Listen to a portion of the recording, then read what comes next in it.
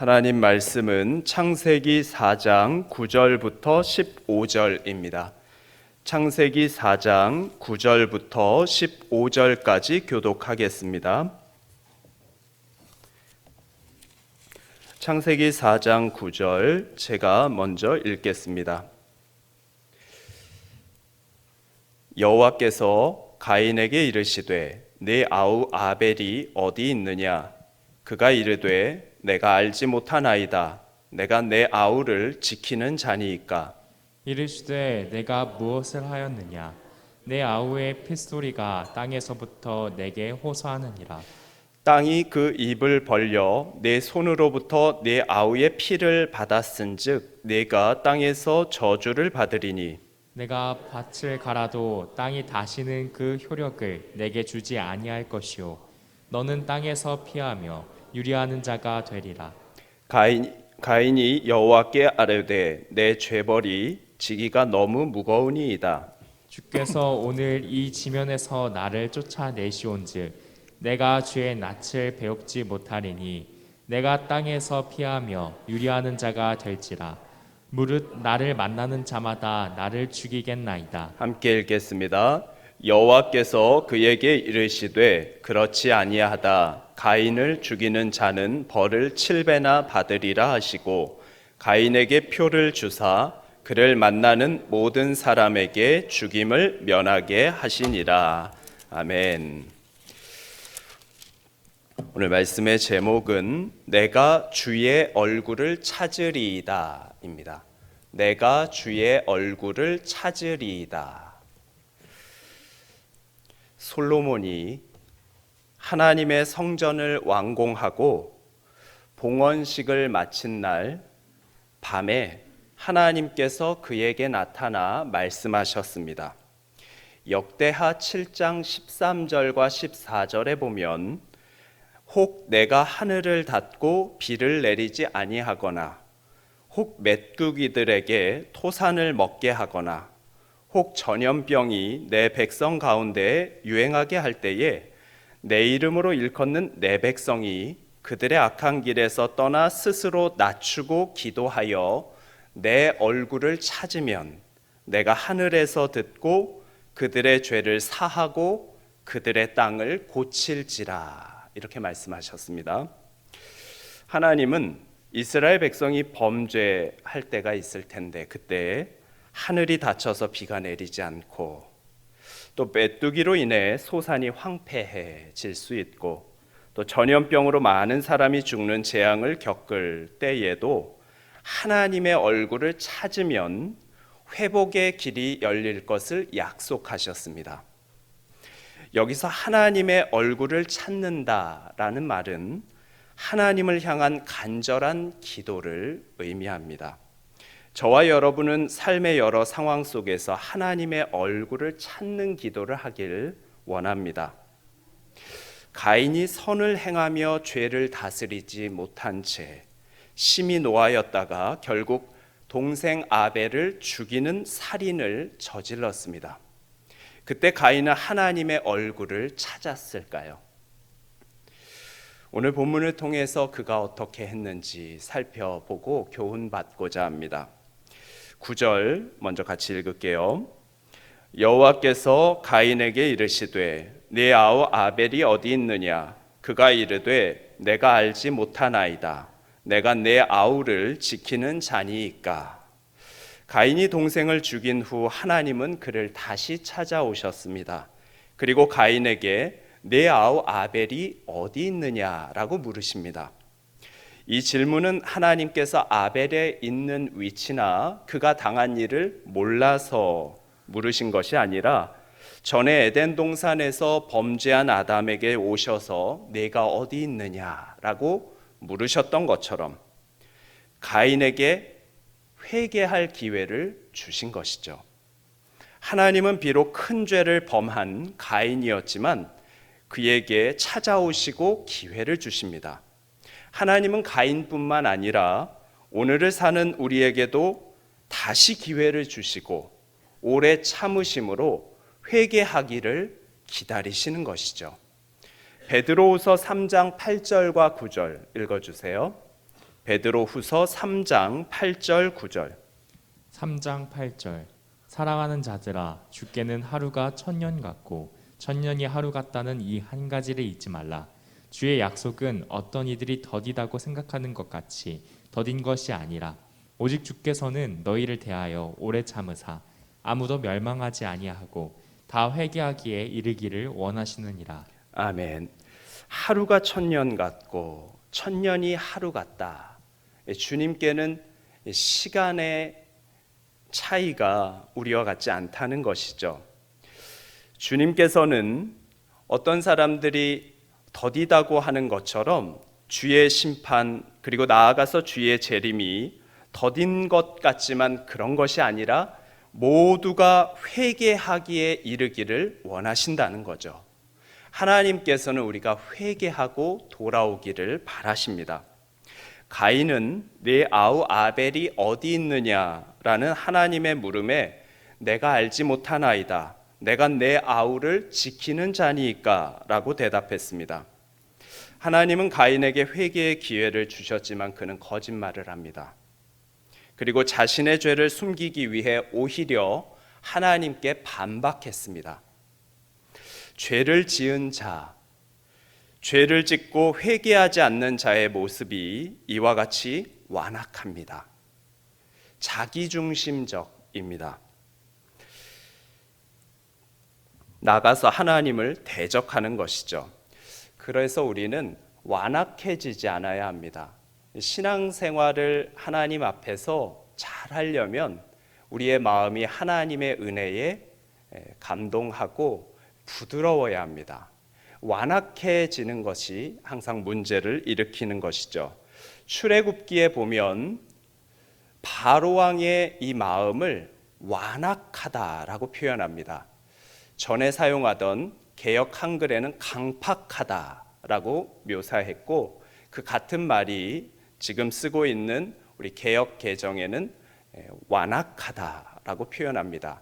그가 완악해서 하나님의 말을 하나님의 뜻을 순종하지 않죠. 이스라엘을 보내는 것이 하나님의 뜻이었는데 완악해져서 그것을 막다가 결국은 하나님의 심판을 받게 됩니다. 우리는 하나님 앞에서 완악해지지 않아야 합니다. 하나님께서 우리에게 은혜를 주실 때 그 은혜에 감사하고 또 감격하며 그 은혜를 누리는 부드러운 마음이 되어야 할 것입니다. 10절에 보니까 오늘 본문입니다. 이르시되 내가 무엇을 하였느냐 내 아우의 핏소리가 땅에서부터 내게 호소하느니라 라고 하나님 말씀하십니다. 가인은 은밀한 곳에서 동생을 죽이고 그를 땅에 묻었을 것입니다. 아무도 모르게 숨겼다고 생각했겠지만 아벨의 피가 하나님께 호소했고 그 피가 스며든 땅은 증인이 되어 하나님께 그의 죄를 고발했습니다. 한국 속담에 낱말은 새가 듣고 반말은 쥐가 듣는다라고 하듯이 아무리 은밀하게 한 말 또 아무도 모르게 한 것 같은 행동도 결국은 다른 이에게 전해질 수 있는 것이죠. 혹 사람의 눈을 피해 지은 죄라 할지라도 하나님은 그 일을 보시고 아십니다. 히브리서 4장 13절 읽어주세요. 히브리서 4장 13절. 4장 13절. 지으신 것이 하나도 그 앞에 나타나지 않음이 없고 우리의 결산을 받으실 이의 눈앞에 만물이 벌거벗은 것 같이 드러나느니라. 네, 만물이 벌거벗은 것 같이 하나님 앞에 드러날 것이다 라고 했습니다. 우리가 다른 사람 몰래 할 수 있어도 하나님 앞에서는 숨길 수 있는 것이 없는 거죠. 그러므로 우리는 하나님 앞에 우리의 모든 것을 내려놓고 회개하고 돌이켜야 할 것입니다. 그러나 가인은 결국 살인을 저지르고 죄를 회개하지 않습니다. 그리고 하나님의 심판이 그에게 임하는 것이죠. 어떤 심판이 가인에게 임했습니까? 창세기 오늘 본문 4장 11절부터 14절까지 함께 읽겠습니다. 땅이 그 입을 벌려 내 손에서부터 내 아우의 피를 받았은즉 내가 땅에서 저주를 받으리니 내가 밭을 갈아도 땅이 다시는 그 효력을 내게 주지 아니할 것이요 너는 땅에서 피하며 유리하는 자가 되리라. 가인이 여호와께 아뢰되 내 죄벌이 지기가 너무 무거우니이다. 주께서 오늘 이 지면에서 나를 쫓아내시온즉 내가 주의 낯을 배웁지 못하리니 내가 땅에서 피하며 유리하는 자가 될지라. 무릇 나를 만나는 자마다 나를 죽이겠나이다. 아멘. 죄를 범한 결과는 비참합니다. 가인의 경우에서 보듯이 범죄는 반드시 하나님의 형벌을 동반합니다. 가인은 13절에서 내 죄벌이 지기가 너무 무겁다라고 고백하며 자신의 죄가 가져온 그 결과의 무게를 감당하기 어렵다라고 합니다. 하나님의 형벌이 임하면 이처럼 무거운 것이죠. 11절에 따르면 하나님은 가인이 땅에서 곧 땅으로부터 저주를 받는 자가 될 것이라고 선언하셨습니다. 창세기 3장에서는 땅이 저주를 받았는데 이제는 가인이 땅으로부터 저주를 받게 되어 죄의 결과가 점점 더 확대되고 심화되고 있습니다. 가인은 본래 농사하던 자이죠. 그런데 이제는 땅이 그 효력을 내지 않게 되어서 그의 노동의 결실을 보장받을 수 없게 됩니다. 더 나아가 그는 땅에서 피하며 유리하는 자가 되어 정착하지 못하고 안정과 소속을 잃고 떠돌아다니는 처지에 놓이게 될 것입니다. 사람은 평안하고 안정된 삶을 바라죠. 그러나 그러한 생활은 단순히 환경이나 노력으로 얻어지는 것이 아니라 하나님의 은혜 아래서 누릴 수 있는 복입니다. 우리가 다른 곳에서 혹은 다른 것으로부터 평안하고 안정된 삶을 찾고자 하지만 결국 완전한 안정은 이 마음으로부터 영으로부터 나오는 것이고 그것은 하나님이 주실 수 있는 것이죠. 가인은 이렇게 하나님의 형벌을 받았을 뿐만 아니라 그 결과로 14절에 주께서 오늘 이 지면에서 나를 쫓아내시온즉 주의 낯을 배웁지 못하리니 라고 말합니다. 여기 쫓아내시온즉 이라는 말은 이혼하다라고 번역할 수도 있는 동사로 관계가 단절될 것, 곧 인연을 끊어버리는 의미를 지니며 히브리어가 7개의 동사형이 있는데 그 중에 강조형으로 쓰여서 이 하나님으로부터 단절된 상태를 강하게 드러내는 것이죠.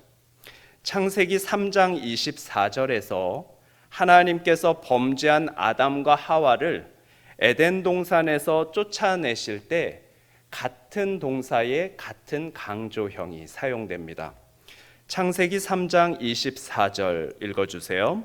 3장 24절 이같이 하나님이 그 사람을 쫓아내시고 에덴 동산 동쪽에 그룹들과 두루 도는 불칼을 두어 생명나무의 길을 지키게 하시니라.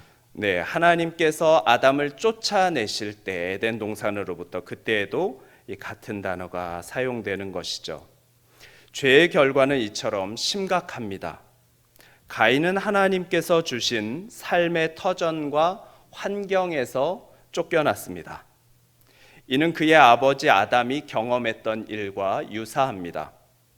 아담이 죄를 지었을 때 동산에는 바람이 불었습니다. 아마도 따뜻한 바람이 아니라 서늘한 바람이었을 것이고 그래서 영어 성경이나 아니면 저희가 전에 사용하던 개역 한글에서는 서늘한 바람이 불었다라고 묘사합니다. 그리고 하나님의 음성을 들은 아담과 그의 아내는 함께 하나님의 낯을 피해 동산 나무 사이에 숨었습니다. 우리가 죄를 범하면 아담이 범죄했을 때 하나님의 임재를 두려워해서 숨었던 것처럼 하나님을 피하게 될 것입니다. 회개하지 않는 죄는 결국 성도로 하여금 은혜로부터 멀어지게 하고 마음속에 하나님께서 주시는 평강과 기쁨을 잃어버려 영적인 에덴으로부터 끊어지게 될 것입니다. 기쁨의 동산에서 누리던 즐거움은 사라지고 생명이 넘치던 곳은 쓸쓸하고 비참한 곳으로 변하게 될 것입니다. 본문 14절에서 가인은 절망하며 고백합니다. 내가 주의 낯을 뵙지 못하리니, 내가 주의 낯을 뵙지 못하리니, 이를 직역하면 내가 당신의 얼굴로부터 숨겨질 것입니다 입니다. 내가 당신의 얼굴로부터 숨겨질 것입니다. 이는 생명의 근원이신 하나님으로부터 단절된 상태를 보여줍니다. 반면에 다윗은 고난과 위기가 그의 삶에 여러 차례 찾아왔지만 이 가인과는 다른 길을 선택했습니다. 시편 27편에서 다윗은 하나님을 찾고 하나님께 부르짖었습니다. 그는 자신이 하나님께 기도하고 부르짖는 것을 주의 얼굴을 찾는다라고 묘사합니다. 시편 27편 7절과 8절 같이 읽겠습니다. 시편 27편 7절과 8절 함께 읽을게요. 여호와여, 내가 소리내어 부르짖을 때에 들으시고 또한 나를 긍휼히 여기사 응답하소서. 너희는 내 얼굴을 찾으라 하실 때에 내가 마음으로 주께 말하되 여호와여, 내가 주의 얼굴을 찾으리이다 하였나이다. 아멘. 다윗은 하나님께 기도하며 내가 주의 얼굴을 찾으리이다 라고 고백합니다. 가인의 경우처럼 죄로 인해 하나님의 얼굴을 피하는 삶이 아니라 다윗과 같이 내가 주의 얼굴을 구하리이다 라고 말하며 나아가기를 바랍니다. 우리는 이러한 삶을 살아야 합니다. 내가 주의 얼굴을 피하는 것이 아니라 죄로 인해서 하나님 찾아오실 때, 하나님 다시 기회를 주실 때 그 안에서 하나님께 나아가 부르짖고 내가 주의 얼굴을 바라리이다, 찾습니다 라고 하는 것이 아니라 그 얼굴로부터 피하는 그러한 가인의 삶이 아니라 다윗과 같이 실수하고 실패할 수 있지만, 여러 어려움이 있을 수 있지만 그때 다시 내가 주의 얼굴을 찾으리이다 하고 나아가야 하는 것이죠. 가인이 죄를 범했을 때 그에게 하나님의 형벌이 임했다 그랬죠. 그리고 이처럼 자신은 하나님께로부터 마치 쫓아내어진 것처럼, 이혼당한 것처럼 하나님과의 단절을 느끼고 영적인 어두움이 그에게 찾아왔습니다. 주의 얼굴을 피하게 된 것이죠. 나아가서 그에게는 두려움이 임했습니다. 본문 14절 하반절에서 그는 무릇 나를 만나는 자마다 나를 죽이겠나이다 라고 말합니다. 성경에 모두 기록되어 있지 않지만 가인과 아벨 외에도 아담의 다른 후손들이 이미 존재했을 가능성이 있습니다. 죽이겠나이다 라는 것이 미래를 나타내므로 가인은 앞으로 태어나서 만나게 될 자들을 그들 때문에 두려워했을 수도 있습니다. 가인은 자신이 만나는 자마다 자신을 해하려 할 것이라고 말하며 불안과 공포에 떨었습니다. 이처럼 죄를 지은 사람은 하나님의 보호하심에 대한 신뢰함이 없기 때문에 결국은 두려움에 빠지게 되는 것이죠. 잠언 28장 1절에 아기는 쫓아오는 자가 없어도 도망하나 의인은 사자같이 담대하니라 라고 했습니다. 우리는 어떤가요? 쫓아오는 자가 없는데도 누가 막 달려오는 것 같아서 도망하고 있습니까? 아니면 사자와 같이 하나님의 보호하심을 신뢰하며 담대합니까? 우리는 담대한 자, 하나님을 신뢰하는 자, 하나님을 능력으로 삼는 자가 되기를 바랍니다. 회개하고 다시 하나님을 바라봐야 합니다. 하나님을 바라보는 자는 담대함이 있는 거죠. 나는 약하지만 나의 주변의 환경은 아직도 나를 두렵게 할 만한 상황이지만 하나님께서 함께 하시기에 담대한 것입니다. 하나님의 보호와 인도하심을 확신하기에 두렵지 않은 것이죠. 우리는 이러한 담대함 갖기를 소망합니다. 그런데 가인은 이렇게 하나님 앞에 계속해서 잘못하고 거짓을 말하며 하나님의 얼굴로부터 떠나가고 있지만 그럼에도 하나님은 그에게 은혜를 베푸십니다. 15절 같이 읽겠습니다. 여호와께서 그에게 이르시되 그렇지 아니하다. 가인을 죽이는 자는 벌을 7배나 받으리라 하시고 가인에게 표를 주사 그를 만나는 모든 사람에게서 죽임을 면하게 하시니라. 아멘. 하나님은 선악과를 먹고 두려워 숨어있던 아담을 찾아오셨던 것처럼 살인을 저지르고 두려움에 사로잡힌 가인에게도 찾아오셨습니다. 하나님께서는 가인의 죄에 대해 형벌을 내리셨지만 동시에 긍휼을 베푸셨습니다. 가인을 완전히 멸망시키지 않으시고 오히려 다른 사람들이 그를 해하지 못하도록 보호해 주실 것을 약속하셨습니다. 15절에 하나님은 가인을 죽이는 자는 벌을 7배나 받으리라 라고 하십니다. 곧 누군가 가인을 해한다면 하나님께서 친히 그를 벌하겠다고 약속하신 것입니다. 또한 하나님은 가인에게 표를 주셨습니다.